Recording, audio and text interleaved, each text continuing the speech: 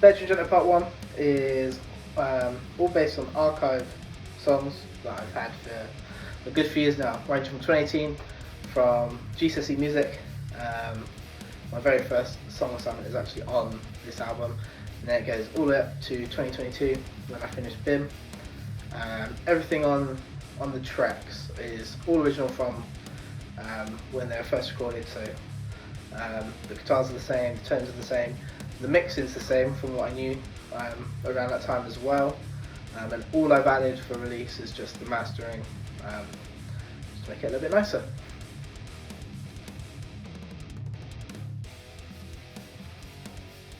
So my first and favourite track from the album has got to be the title track, Djenter Part 1.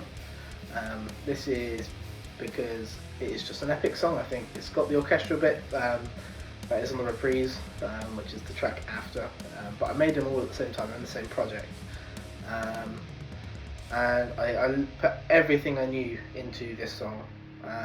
It's like guitar wise at the time I didn't know too much, but I definitely made the best out of it I could, and I think it sounds pretty cool.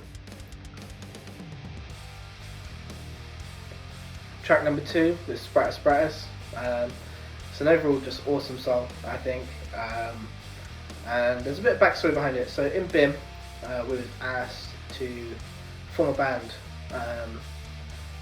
like as a project, and we did a show. You can find the show, I'll link it below.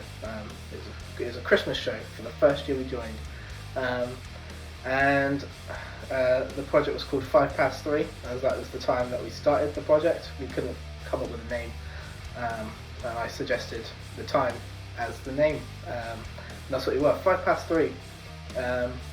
Yeah, and this was one of the very last demos that we did before we moved on, and it's sort of now been fleshed out into a full track, and it's the only track that has vocals on this album, which is very cool.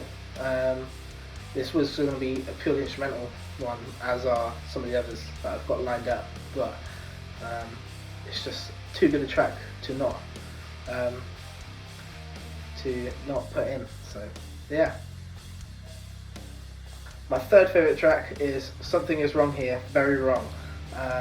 It is a super curly track, it is crazy. Yeah, it's just a mental track, it's super curly, I love it. Yeah, there's some crazy stuff in there that I surprised myself when I heard it back not that long ago, that I knew how to do that sort of production. So yeah, they're my top 3.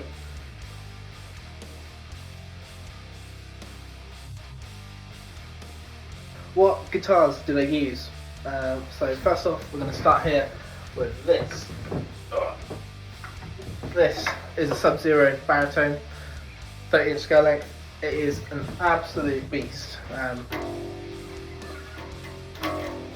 And I had it in the primarily in the Meshuggah tuning, which I think is F sharp to F. I think. Yeah, no, but this is a crazy instrument and I love it. So second off, I've got the Blue Jackson. This is the guitar that I've had the longest. I bought it for my birthday around sort of 2019. This is pretty much any song that's not on that, and the Meshuggah tuning was on this in drop C. Yeah, it is an absolute beautiful guitar for, I think, 70 quid is what I got it for. Very nice. Yeah, and the last guitar sort of instrument is this bass guitar. This is a Westfield bass. It's very old. I believe the company's discontinued. I've had this since 2016 or 2017. I had about 3 bass lessons at school, which I kind of liked but also didn't like. Having to look, this is a very, it doesn't look it, it's actually a short scale bass. It's got 24 frets, but it's shorter scale than most basses, and it's very heavy, and carrying this around school today was not ideal, but I love it. I really pushed this with the dropping it to see. It didn't like it at all with the short scale length, but I made it work. I made what I have work, and I think I ended up getting it sound pretty good. So there we go. So that is all we're going to talk about for now. You can pre-save it. I'll leave the links. It might even be out depending on when you're seeing this. Yeah, over the next sort of few weeks, there's going to be mix walkthroughs and song walkthroughs, so you can see sort of how I was thinking and how I sort of do everything. Yeah, I'm super excited. This is the first full-length metal album that I'm releasing, and the first full-length metal album for my record label, RoomBelowRecords. So super excited. But that is everything. I'll see you soon.